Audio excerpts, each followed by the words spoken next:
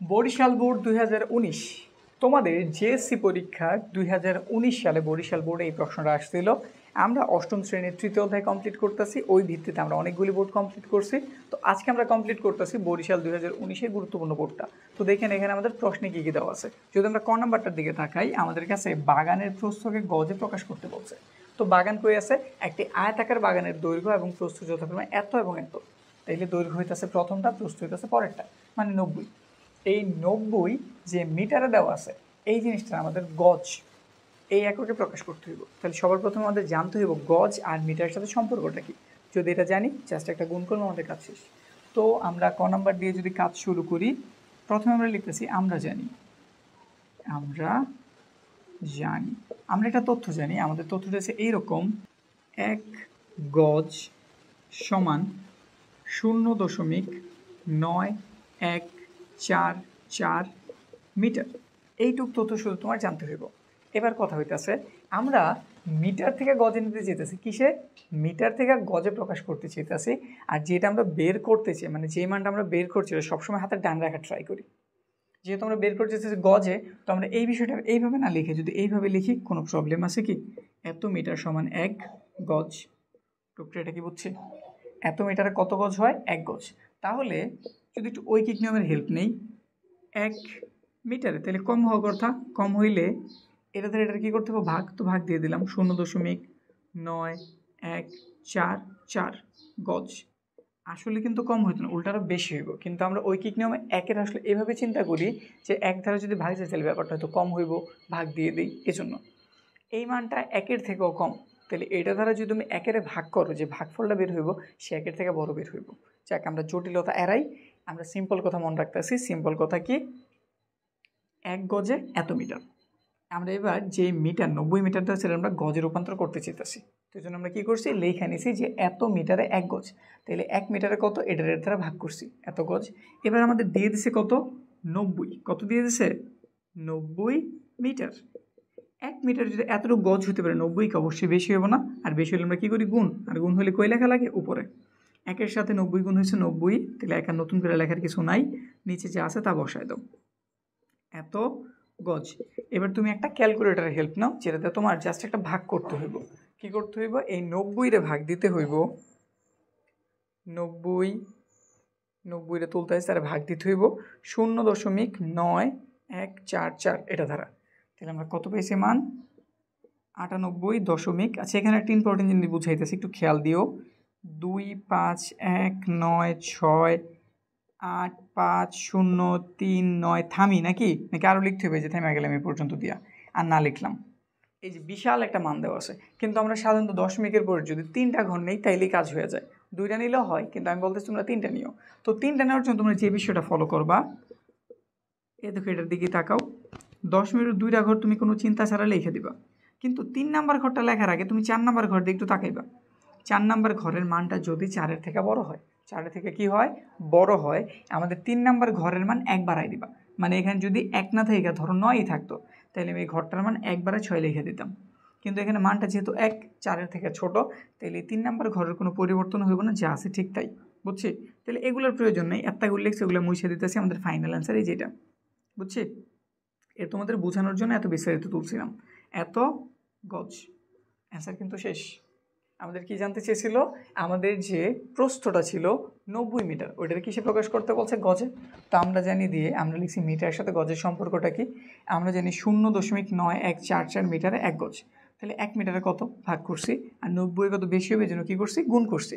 আর একটা কাজ একটু কইরা নিতে পারি, না করলেও প্রবলেম নেই, তাও একটু কইরা নিও, যাতে কেউ ভুল ভ্রান্তি তোমার ধরতে না পারে। আমাদের এখানে বলছে বাগানের প্রস্থকে গজে প্রকাশ করো। তাহলে তুমি দেওয়া আছে বাগানের প্রস্থটাকে লিখে নিতে পারো। যেমন এখানে তুমি লিখতে পারতা, প্রথমে দেওয়া আছে, কি লিখতে পারতা? বাগানের প্রস্থ কতটুকু? 90 মিটার। ব্যাস এইটুকু লিখবা। তারপর আমরা জানি এইটুকু অংশ করে দেবা, কাজ কমপ্লিট। 2 number confirm. তারপর আমরা খ নাম্বারটার দিকে তাকাই। পুকুরের পাড়ের ক্ষেত্রফল নির্ণয় করো। উদ্দীপক পড়ি, তাহলে বিষয়টা ক্লিয়ার হইব। একটি আয়তাকার বাগানের দৈর্ঘ্য ও প্রস্থ যথাক্রমে দৈর্ঘ্যটা 120, প্রস্থটা 90। বাগানের ভেতরে চারদিকে 3 মিটার চওড়া পাড় বিশিষ্ট ও 2.5 মিটার গভীরতা বিশিষ্ট একটি পুকুর খনন করা হলো। তাহলে বিষয়টা আমরা আগে একটু চিন্তা করছেন ঘটনাটা আসলে কী ঘটছে। এখানে আগে আমরা ব্যাপারটা বুঝি। একটা আমাদের বাগান ছিল, তো এই যে এটা হচ্ছে আমাদের বাগান, ঠিক আছে, এই যেটা আমরা বাগান আঁকলাম, যেটার দৈর্ঘ্য হইতেছে 120, তাহলে যে এই জায়গাগুলি হইতেছে 120 মিটার, এটা হইতেছে 120 মিটার।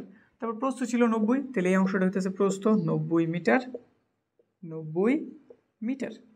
আমরা কি করছি, বাগানের ভেতরে, বাগানের কই ভেতরে আমরা পুকুর কাটছি, বাগানের কই ভেতর দিকে। তাহলে ভেতরে একটা পুকুর কাটো তো, এই যে ভেতরে আমরা কি কাটলাম, একটা পুকুর কাটলাম, এই যে ভেতরে আমরা পুকুর কাটতেছি, এটা হচ্ছে আমাদের পুকুর। যে পুকুরটা কাটছি এটা চারপাশে আমি পার রাখছি, এই পারগুলি হচ্ছে 3 মিটার চওড়া। কয় মিটার চওড়া? 3 মিটার। মানে এই যে এই অংশগুলির মান 3 মিটার, এটা হইতেছে 3 মিটার। আকার খাতিরে ছোট বড় দেখা যায়, কিন্তু বুঝে নিও সব কয় মিটার, 3 মিটার। এগুলো সব সমান পার বিশিষ্ট। এইটুক তথ্য দিয়ে দিয়েছে, আমাদের কাছে জানতে চাইছে পুকুরের পাড়ের ক্ষেত্রফল নির্ণয় করো। পার কিন্তু এই যেগুলা, এই যেগুলা কি, এই যে এগুলো হইতেছে তোমার পার। তাহলে এটার মানটা আমাদের বের করতে হইব। এই দাগ দেওয়া যে অংশটুকু বুঝাইলাম, এইটুকুর ক্ষেত্রফলটা কত, এটা বের করতে হইব। এখন একটা সিম্পল কথা বলি, যদি আমি পুরোটার ক্ষেত্রফল, মানে একদম পুরোটার ক্ষেত্রফল বের করতে পারি, আবার যদি পুকুর ভেতরে যে সাদা অংশটা রাখছি এটার ক্ষেত্রফল যদি বের করতে পারি, পুরোটা থেকে সাদা অংশটা বাদ দিয়ে দাও, মানে সরাই দাও, তাইলে কি চিকন অংশটা থেকে যায় না, যেটা আমাদের পাড়ের ক্ষেত্রফল। তো সিম্পল কথা, আমাদের একবার পুরোটার মানে পুরো বাগানের ক্ষেত্রফল বের করতে হইব, আরেকবার পাড় ছাড়া শুধু পুকুরটুক যেটুক ওইটুকের ক্ষেত্রফল বের করতে হইব। তারপর বাগানটা থেকে পুকুরেরটা রেখে দিবা, বিয়োগ দিবা, ব্যাস অ্যান্সার কমপ্লিট। তো বিষয়টা এবার আমরা এখানটাতে করি। প্রথমে আমাদের কী দেওয়া আছে, আয়তাকার বাগানের কথা দেওয়া আছে, তো ওইগুলোই তোলো। দেওয়া আছে সিম্পল অঙ্ক কিন্তু খুবই গুরুত্বপূর্ণ। দেওয়া আছে আয়তাকার বাগানের দৈর্ঘ্য কতটুকু দেওয়া আছে, 120 মিটার। তারপর আয়তাকার বাগানের কি দেওয়া আছে, প্রস্থ দেওয়া আছে, প্রস্থ কতটুকু দিয়ে দিচ্ছে তারা, 90 মিটার। তাহলে সুতরাং দিয়ে আমরা আয়তাকার বাগানের ক্ষেত্রফলটা বের করে নিতে পারি। ক্ষেত্রফলের সূত্রটা কি, দৈর্ঘ্য গুণ প্রস্থ। ক্ষেত্রফল দেখলে তুমি বড় কথা লেখা দিবাই।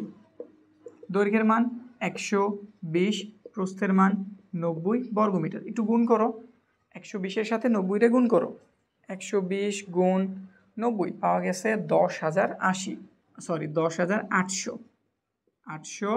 বর্গ। এককটা কি ছিল, মিটার, তো এখানেও মিটার, সব জায়গায় মিটার বসায় দাও। জানছি আমরা তাইলে এই যে পুরোটা, এই যে একটু ঢেউ দিয়ে বুঝাই দিতে আসি, আমরা এই পুরোটার ক্ষেত্রফল তাইলে জানি, পুরোটার ক্ষেত্রফল কত, 10,800। এবার আমি পুকুরেরটা বের করতে চাইতেছি, তো পুকুরেরটা কীভাবে বের করতে পারবো, যদি আমরা বাগান থেকে এই পারগুলির বাদ দিয়ে দিই, তাইলেই তো আমাদের পুকুরেরটা বের হইব নাকি।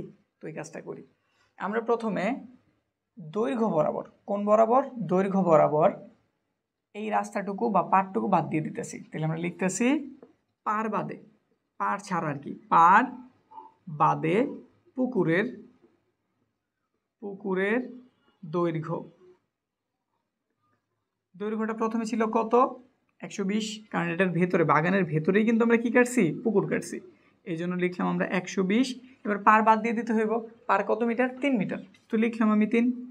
কিন্তু আমাদের পার কয় দিকে আছে, এটা তো আমাদের দৈর্ঘ্য নাকি, তো হাতের ডানেও আমাদের পার আছে 3 মিটার, আমার হাতের বামেও 3 মিটার পার আছে, তাহলে দুই দিক থেকে বাদ দিতে হইব, তো 3 গুণ 2 এত মিটার।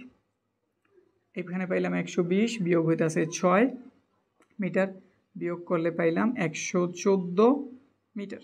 এটা যে পদ্ধতিতে বের করছি, প্রস্থ সেম পদ্ধতিতে বের করো। পার বাদে পুকুরের প্রস্থ কত ছিল, প্রস্থ 90, 3 গুণ 2 মিটার, লিখলাম 90, বিয়োগ করলে হইল 6 মিটার, কত হইল তাইলে 84 মিটার। এটা আমাদের পারবাদে পুকুরের দৈর্ঘ্য, এটা আমাদের পারবাদে পুকুরের প্রস্থ। তো দৈর্ঘ্য প্রস্থ তুমি যদি জানা থাকো, ক্ষেত্রফল বের করতে পারো। তো সেম কথা লেখো, সুতরাং পারবাদে পুকুরের ক্ষেত্রফল।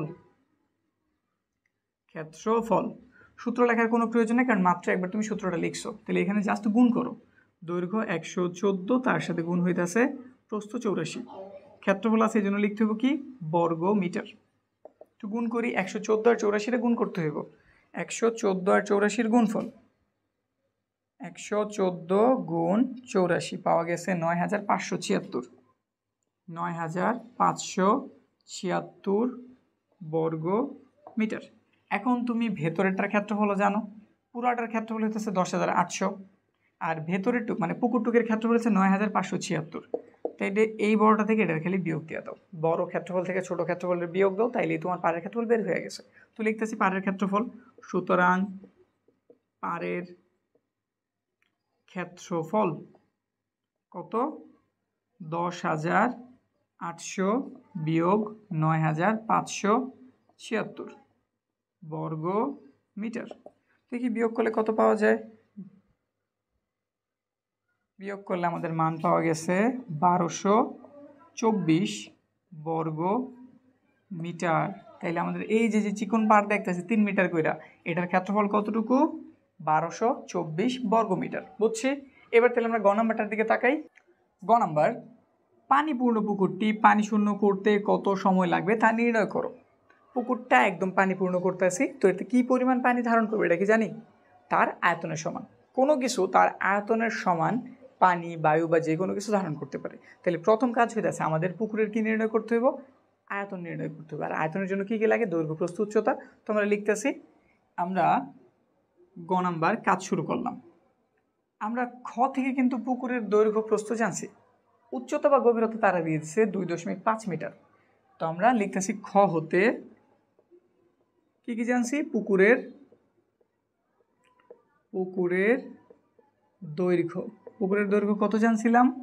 পুকুরের দৈর্ঘ্য জানছিলাম আমরা 114 মিটার। তারপরে পুকুরের প্রস্থ কত জানছিলাম? পুকুরের প্রস্থ জানছিলাম 84 মিটার। এবং পুকুরের উচ্চতা তারা দিয়ে দিছে, এটা দেওয়া আছে, তো লিখে দিলাম দেওয়া আছে। এই ছোটোখাটো জিনিস আসলে নাম্বার কাটা যাবো না, তাও যদি তোমার মন থেকে ঠিক মতো দিতে সমস্যা কি? এটা দেওয়া আছে, আর এগুলো আমরা খ থেকে জানছি। দেওয়া আছে পুকুরের গভীরতা, গভীরতা যে কথা, উচ্চতা কি কথা, তো লিখে দিলাম উচ্চতা, গভীরতা বা উচ্চতা কতটুকু দেওয়া আছে? 2.5 মিটার। তাহলে সুতরাং দিয়ে বের করো পুকুরের আয়তন। পুকুরের আয়তন, আয়তনের সূত্র কি জানি? দৈর্ঘ্য গুণ প্রস্থ গুণ উচ্চতা। আয়তন থাকলে কি লিখতে পারি? ঘন, একক কি আছে? মিটার দিয়ে দিলাম। দৈর্ঘ্যের মান 114, প্রস্থের মান 84, উচ্চতার মান 2.5 ঘনমিটার। গুণ করি, কত আছে? 114, তার সাথে গুণ করতে হইব 84, তার সাথে গুণ করতে হইব আমাদের 2.5। তাহলে আমরা পাইলাম 23,940 ঘন মিটার। এত ঘনমিটার জানছি। এখন কথা হইতাছে আমাদের এই ভরা পুকুরটারে পানি শূন্য করতে হবে, মানে যে পরিমাণ আয়তন আছে পুরোটাই পানিতে পূর্ণ। এই পুরোটা এখন আমরা কী করতে হবে? খালি করতে হইব। আর খালি করার জন্য আমাদের একটা মেশিন দিয়ে দিয়েছে, যে মেশিনের ক্ষমতা হইতেছে সে প্রতি সেকেন্ডে 0.2 ঘনমিটার পানি শূন্য করতে পারে।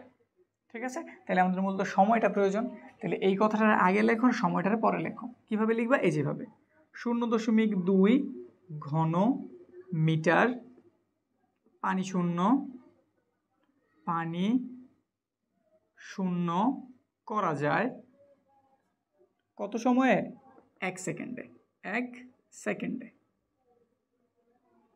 তাইলে ঐকিক নিয়ম অনুসারে 1 ঘনমিটার পানি শূন্য করা যায়, কী হইব? ভাগ হইব। তো 1 উপরে, আর এটা কই চলে গেল? নিচে। 0.2 সেকেন্ডে। এবার তোমার পানির পরিমাণ কতটুকু আছে? এই যে পরিমাণ পানি আছে নাকি? চাইলে একটা কথা লিখে নিতে পারো, যে পানির পরিমাণ কত? 23940 ঘন মিটার। চাইলে এটা লিখে নিতে পারো। তো এটাই লিখে দিতেছে এবার এখানটাতে 23,940 ঘনমিটার পানি শূন্য করা যায়। এবার সময় তাহলে বেশি লাগবে, তাহলে কী হইব? গুণ, এটা কই চলে যাব? উপরে। 23,940 ভাগ 0.2 সেকেন্ডে। আবার ক্যালকুলেটার হেল্প নিতে হইব, তো নেই। 23,940 ভাগ করতে হইব 0.2 দ্বারা। কত জানছি? 1,1,9,700। এত কি? সেকেন্ড। উত্তর হয়ে গেছে। কিন্তু কথা যে সেকেন্ড থেকে তো আমরা আরও বড় একক জানি, তাহলে এত বড় মান না রেখে তারা ছোট এককে ভাঙাই। মানে তার সেকেন্ড থেকে কিসে নেই? মিনিটে নেই, মিনিট থেকে ঘন্টাতে নেই। তো এই মানটা যদি আমরা মিনিটে নিতে চাই, 60 দ্বারা ভাগ করলেই হইব। তাহলে 60 দ্বারা ভাগ করলাম, 1995 লিখে দিলাম মিনিট। নাকি কি করছি আমরা এটাতে 60 দ্বারা ভাগ করছি, সে সেকেন্ড থেকে মিনিটে চলে গেছে। আবার যদি মিনিটটা আমরা আবার 60 দ্বারা ভাগ করি, সে কি চলে যাবে ঘন্টা। মূলত আমি এই কাজটা করছি, আর এটা একটু দেখাই দিতেছি। আসলে এখানে একটু অন্যরকম কাজও করবো আমি। 60 দ্বারা ভাগ করছি, ভাগ করার ফলে রেজাল্টটা পাওয়া গেছে 33.25। তুমি পূর্ণ সংখ্যাটা লেখো, এটা হচ্ছে আমাদের 33 ঘন্টা। 33 কি ঘন্টা। এই যে 0.25 রয়ে গেছে না, এটার জন্য কি করবা জানো, যে পূর্ণ মানটা পাইছো 33, তার সাথে 60 গুণ করবা। তারপর যে তুমি গুণফলটা পাইবা, যেই গুণফলটাই পাইছো একটু দেখাই দিই। 33 গুণ 60 করছো, তুমি পাইছো 1980। এই মানটা যেটা যে ভাগ দিছিলাম, বাংলায় লিখে দিই 1980। এই যেটা থেকে বিয়োগ দিয়ে দিবা, এটা থেকে কি দিয়ে দিবা, বিয়োগ দিয়ে দিবা। তাহলে তুমি বাকি সময়টা পাইবা, ওটা হবে আমাদের মিনিট। ওটা হবে আমাদের কি মিনিট, 1995 15 মিনিট। শেষ। বুঝছি না ঘটনা। তাইলে আমাদের পুরো পুকুরটা খালি করতে কতটুকু সময় লাগবে, খালি করতে আমাদের 3 ঘন্টা 15 মিনিট সময় লাগবে। বুঝছি। কমপ্লিট কিন্তু আমাদের বরিশাল 19। এর আগে আমরা কুমিল্লা কমপ্লিট করছি। কুমিল্লা যদি তোমরা দেখে নিতে চাও, যারা ইউটিউবে আসো, এই কর্নারে ক্লিক করে আই বাটনে দিয়ে দিছি। আবার এর আগে কমপ্লিট করছি আমরা ঢাকা কমপ্লিট করছি, কুমিল্লা কমপ্লিট করছি, এই অধ্যায়ের সম্পূর্ণ সমাধান করছি। এই সব কিছু আমরা প্লে লিস্ট আকারে তোমাদের ডিসক্রিপশনে লিঙ্ক দিয়ে রাখছি, ওখান থেকে দেখে নিতে পারো। আর যারা ইউটিউবে আসো তাদের জন্য সুবিধা, তারা এই কর্নারে ক্লিক দিয়ে দেখে নিতে পারো। আর তোমরা যদি আমাদের গণিত কোর্সে ভর্তি হতে চাও 8ম শ্রেণীর জন্য, যেখানে আমরা একদম প্রথম থেকে লাস্ট পর্যন্ত প্রতিটা অধ্যায় করাইছি, একদম বেসিক থেকে মাস্টার লেভেল পর্যন্ত, তোমরা ভর্তিতে যদি ইচ্ছুক থাকো আমাদের স্ক্রিনে দেওয়া নাম্বারে যোগাযোগ করতে পারো। হোয়াটসঅ্যাপে নক দিয়ে তোমরা বিস্তারিত জেনে নিতে পারো। তো আজকের ক্লাস আমাদের এই পর্যন্তই। দেখা হচ্ছে সামনের একটা গুরুত্বপূর্ণ ক্লাসে।